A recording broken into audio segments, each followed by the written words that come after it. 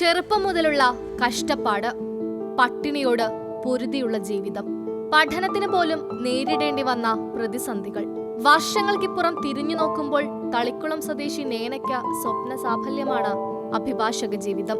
ചെറുപ്പം മുതലുള്ള നേനയുടെ ആഗ്രഹമാണ് വക്കീലാകണമെന്നുള്ളത്. വീട്ടുജോലി ചെയ്ത് കിട്ടുന്ന തുച്ഛമായ തുക ആ മകൾക്ക് വേണ്ടി അമ്മയും കരുതി വെച്ചു. 1000 സ്വപ്നങ്ങളുമായാണ് നേന തൃശൂർ ലോ കോളേജിലെത്തിയത്. എന്നാൽ ഭാരിച്ച ചെലവ് മൂലം പഠനം പാതി വഴിയിൽ നിർത്തേണ്ടി വന്നു.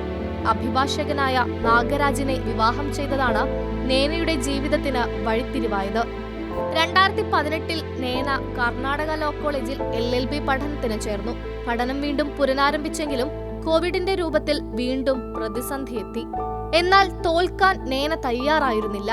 പൊതിച്ചോറുകൾ ഉണ്ടാക്കി പഞ്ചായത്ത് ഓഫീസിലും ബ്ലോക്ക് ഓഫീസിലും വിൽപ്പന നടത്തി നേന മുന്നോട്ടു പോയി. 50 രൂപയ്ക്ക് കൊടുക്കുന്ന ഊണിലെ ലാഭത്തിൽ നിന്ന് തന്റെയും മക്കളുടെയും പഠനച്ചെലവും കണ്ടെത്തി.